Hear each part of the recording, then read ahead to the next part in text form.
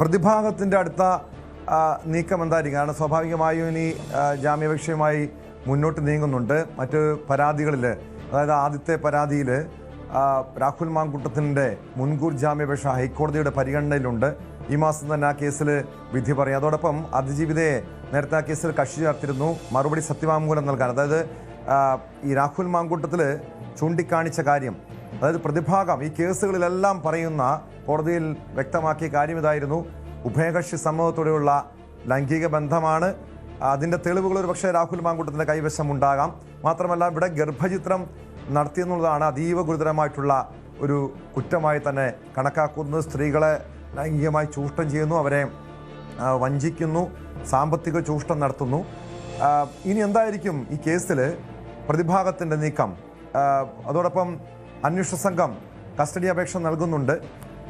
തെളിവുകൾ, ഈ കേസുകളുമായി ബന്ധപ്പെട്ട് കൂടുതൽ തെളിവുകൾ കണ്ടെത്തണം. അതിൽ ഡിജിറ്റൽ തെളിവുകൾ ഏറെ നിർണായകമായിരിക്കും. ഫോൺ സംഭാഷണം രാഹുൽ മാങ്കൂട്ടത്തിൻ്റെ കൈവശവുമുണ്ട്. ആ വിവരങ്ങളടക്കം കണ്ടെത്തണം. അതോടൊപ്പം ഈ കേസിൽ ഈ മൂന്നാമത്തെ ബലാത്സംഗ പരാതിയിൽ മറ്റ് ആരെങ്കിലും പ്രതിയാകാനുള്ള സാധ്യത, അതായത് രാഹുൽ മാങ്കൂട്ടത്തിനെ സഹായിക്കുക, അല്ലെങ്കിൽ ഈ യുവതികളെയൊക്കെ ഭീഷണിപ്പെടുത്തുന്നു, ഗർഭചിത്രം നടത്താൻ സഹായിക്കുന്നു. അങ്ങനെ ആദ്യത്തെ കേസിൽ രാഹുലിൻ്റെ സുഹൃത്ത് ഉൾപ്പെടെ പ്രതിയായതാണ്. ഈ കേസിൽ രാഹുൽ മാങ്കൂട്ടത്തിൽ മാത്രമാകുമോ പ്രതിയാവുക?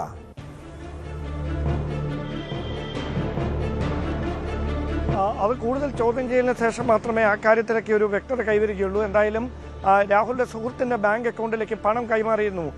ഈ പീഡന വിവരങ്ങളെക്കുറിച്ച് രാഹുലിൻ്റെ സുഹൃത്തിനോട് കൃത്യമായി പങ്കുവച്ചിരുന്നു എന്നൊക്കെ ഈ പരാതിക്കാരി പരാതിയിൽ വ്യക്തമായി പരാമർശിക്കുന്നുണ്ട്. അന്വേഷണ സംഘത്തിന് അത് സംബന്ധിച്ച് മൊഴി നൽകിയിട്ടുണ്ട്. മാത്രവുമല്ല ഈ കേസുമായി ബന്ധപ്പെട്ട ഈ പരാതിക്കാരി അങ്ങനെ ഒരു പരാതിക്കിടയാക്കിയ സംഭവം നടന്നിട്ടുണ്ടോ എന്ന് പരിശോധന നടത്തി കണ്ടെത്തിയിട്ടാണോ കേസെടുത്തത് എന്ന ചോദ്യങ്ങൾക്ക് കൃത്യമായ മറുപടിയുമായി പോലീസ് രംഗത്തെത്തുന്ന സാഹചര്യമുണ്ട്. അതായത് ഈ പരാതിക്കിടയാക്കിയ സംഭവം നടന്ന ദിവസം രാഹുൽ മാങ്കൂട്ടത്തിൽ യുവതിക്കൊപ്പം ഹോട്ടലിൽ എത്തിയെന്ന് വ്യക്തമാക്കുന്ന ഹോട്ടലിലെ രജിസ്റ്റർ രേഖകളടക്കം അവർ കണ്ടെത്തിയിരിക്കുകയാണ്. അവിടെ രാഹുൽ BR എന്ന് രജിസ്റ്ററിൽ രേഖപ്പെടുത്തിയിട്ടുണ്ട്. ആ തിരുവല്ലയിലെ ഒരു ഹോട്ടലിലാണ് അവർ എത്തിയതെന്നാണ് നമുക്ക് ലഭിക്കുന്ന വിവരങ്ങൾ. അവിടെ നിന്ന് ഈ ഹോട്ടൽ രജിസ്റ്ററിൽ നിന്നാണ് ഈ വിവരങ്ങൾ കണ്ടെത്തിയിരിക്കുന്നത്. അതോടൊപ്പം അവിടുത്തെ CCTV ദൃശ്യങ്ങൾ വീണ്ടെടുക്കാനും ഇരുവരുടെയും ടവർ ലൊക്കേഷനും പരിശോധിക്കാനും ഒക്കെയുള്ള നീക്കങ്ങളാണ് നടക്കുന്നത്. അതോടൊപ്പം രാഹുൽ മാങ്കൂട്ടത്തിൻ്റെ ഫോണാകും ഇതിൽ ഏറ്റവും വലിയ തെളിവായി മാറുക. ആ ഫോൺ പിടിച്ചെടുക്കുന്നതിലൂടെ അത് ഫോറൻസിക് പരിശോധനയ്ക്ക് വിധേയമാക്കുന്നതിലൂടെ പരമാവധി തെളിവുകൾ ശേഖരിക്കാൻ കഴിയുമെന്നാണ് പ്രതീക്ഷ. അതിലേക്കുള്ള നടപടിക്രമങ്ങളും ആരംഭിച്ചതായാണ് അന്വേഷണ സംഘം നൽകുന്ന സൂചന. ഡാൻ, അതോടൊപ്പം ഈ രാഹുൽ മാങ്കൂട്ടത്തിനെതിരെ പരാതി ലഭിച്ചാൽ അയോഗ്യനാക്കാനുള്ള നടപടികളിലേക്ക് ഒരുപക്ഷെ കടക്കാനുള്ള നീക്കങ്ങളുണ്ട്. അയോഗ്യത ആവശ്യപ്പെട്ട LDF MLA മാർ ഉടൻ പരാതി നൽകുമെന്നാണ് അറിയുന്നത്. ഈ അറസ്റ്റ് ചെയ്ത വിവരം സ്പീക്കറെ പോലീസ് രേഖാമൂലം അറിയിച്ചിട്ടുണ്ട്. ബലാത്സംഗ കുറ്റം ചുമത്തിയതും കേസ് വിവരവും ഉൾപ്പെടെ കൈമാറിയെന്നാണ് വിവരം. അങ്ങനെയെങ്കിൽ ഇനി അടുത്ത നീക്കം എന്തായിരിക്കും? അത് സംബന്ധിച്ച കൂടുതൽ വിശദാംശങ്ങൾ എനിക്ക് ലഭ്യമായിട്ടില്ല. അത്തരത്തിലുള്ള നീക്കങ്ങളിലേക്ക് അന്വേഷണ സംഘം കടന്നതായി മാത്രമേ അറിയാവൂ. ഒരുപക്ഷെ നിയമവിദഗ്ധരുമായി ആലോചിച്ചായിരിക്കും ആ കാര്യത്തിൽ കൃത്യമായൊരു തീരുമാനത്തിലേക്ക് എത്തുക. എത്തിക്സ് ആൻഡ് പ്രിവിലേജസ് കമ്മിറ്റിക്ക് ഈ പരാതിയുമായി ബന്ധപ്പെട്ട വിവരങ്ങൾ കൈമാറിയാൽ മാത്രമേ തുടർന്നുള്ള അയോഗ്യനാക്കുന്ന നീക്കങ്ങളിലേക്ക് കടക്കാൻ കഴിയൂ. അതിന് ആരെങ്കിലും രേഖാമൂലം സ്പീക്കർക്ക് പരാതി നൽകണം. അങ്ങനെ ഒരു പരാതി സ്പീക്കറുടെ കൈവശം ഇതുവരെ എത്തിയിട്ടില്ല. അങ്ങനെ എത്തിയാൽ മാത്രമേ തുടർ നീക്കങ്ങളിലേക്ക് കടക്കുകയുള്ളൂ എന്നാണ് ലഭിക്കുന്ന വിവരങ്ങൾ. അങ്ങനെ ഈ അയോഗ്യനാക്കാനാണ്, പ്രത്യേകിച്ചും നമുക്കറിയാം സാധാരണ ഒരു കുറ്റക്കാരനെന്ന് കണ്ടെത്തിയാൽ മാത്രമാണ് ഒരു ക്രിമിനൽ കേസിൽ MLA അല്ലെങ്കിൽ ജനപ്രതിനിധിയെ അയോഗ്യനാക്കാൻ കഴിയുകയുള്ളൂ. പക്ഷെ ഇവിടെ എത്തിക്സ് കമ്മിറ്റിയുടെ ഒരു തീരുമാനം ഏറെ നിർണായകമായിരിക്കും. അവരുടെ നിലപാടനുസരിച്ചായിരിക്കും കാര്യങ്ങൾ മുന്നോട്ട് പോകുക. എത്തിക്സ് കമ്മിറ്റിയിൽ LDF MLA മാർക്കാണ് കൂടുതൽ ഇതുള്ളത്, ഒരു പ്രാധാന്യമുള്ളത്. അവരുടെ നിലപാട് ഏറെ നിർണായകമാണ്. അതനുസരിച്ചായിരിക്കുമല്ലോ സ്പീക്കറുടെ തീരുമാനം. അത്തരമൊരു കടുത്ത നടപടിയിലേക്ക് നീങ്ങാനുള്ള സാധ്യതയുണ്ടോ? അതിൻ്റെ നിയമവശങ്ങൾ എങ്ങനെയായിരിക്കും?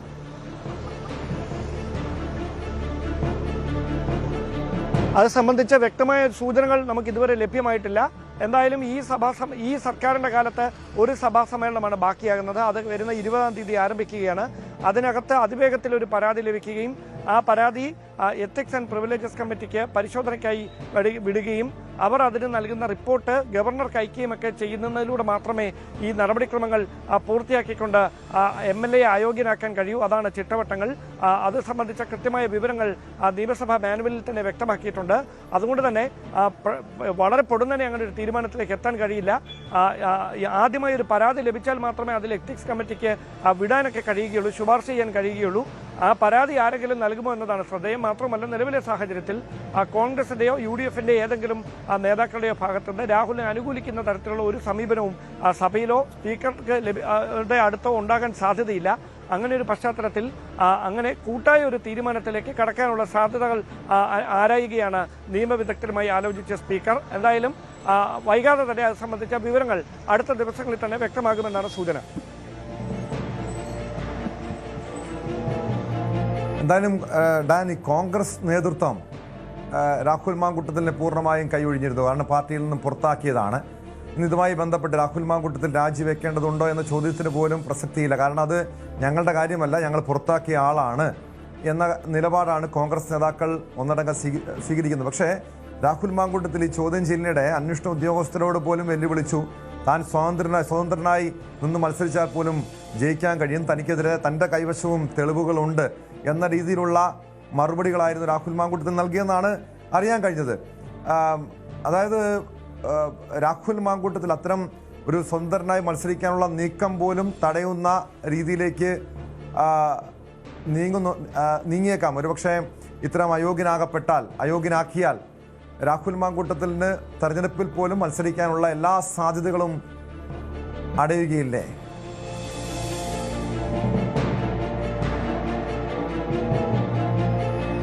അവിടെ കൃത്യമായി അത് സംബന്ധിച്ചൊക്കെ, അതായത് 2 വർഷത്തിൽ കൂടുതൽ തടവ് ശിക്ഷ ലഭിക്കുന്ന വിധി വന്നാൽ മാത്രമേ ഒരു MLAക്ക് MLA സ്ഥാനം നഷ്ടമാകുകയുള്ളൂ. ആന്റണി രാജുവിന്റെ കേസിൽ സംഭവിച്ചത് അതാണ്. അങ്ങനെ സംഭവിച്ചാൽ മാത്രമേ അയോഗ്യത കൽപ്പിക്കപ്പെടുകയുള്ളൂ. ഏതായാലും ഈ ഒരു കേസിൽ അതിവേഗം കുറ്റപത്രം സമർപ്പിക്കാനുള്ള നീക്കം അന്വേഷണ സംഘം നടത്തുമെങ്കിലും അതിനോടകം സംസ്ഥാനത്ത് നിയമസഭാ തെരഞ്ഞെടുപ്പുമായി ബന്ധപ്പെട്ട ഒരുക്കങ്ങളൊക്കെ ഉണ്ടാകും.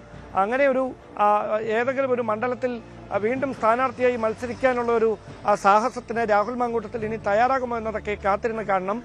സൈബർ ഇടങ്ങളിൽ രാഹുൽ മാങ്കൂട്ടത്തിനെ അനുകൂലിച്ചുകൊണ്ട് ഇപ്പോഴും നടക്കുന്ന പ്രചാരണങ്ങൾക്ക് പിന്നിൽ PR ഗ്രൂപ്പുകൾ ഉണ്ട് എന്നൊരു വിലയിരുത്തലാണ് അന്വേഷണ സംഘവും. ഇതിന് വലിയ തരത്തിൽ പണം മുടക്കി ഈ സൈബർ അധിക്ഷേപം നടത്താനായി ഇരകളെ വ്യക്തിഹത്യ നടത്തുന്നതടക്കമുള്ള സൈബർ അധിക്ഷേപങ്ങൾക്ക് പിന്നിൽ ഈ PR ഗ്രൂപ്പുകളുടെ പെയ്ഡ് PRന്റെ പ്രവർത്തനമാണെന്നാണ് കണ്ടെത്തൽ. അതാരാണെന്നുള്ള നിരീക്ഷണവും അന്വേഷണ സംഘം ആരംഭിച്ചിട്ടുണ്ടെന്നാണ് വിവരം. എന്തായാലും ഇനി മത്സരിക്കുമോ ഇല്ലയോ എന്നുള്ള കാര്യമൊക്കെ ഈ കേസുമായി ബന്ധപ്പെട്ട തുടർ ദിവസങ്ങളിൽ കോടതി നടക്കുന്ന വാദമുഖങ്ങളിലൂടെ മാത്രമേ നമുക്കൊരു കൃത്യമായ ചിത്രം തെളിയുകയുള്ളൂ.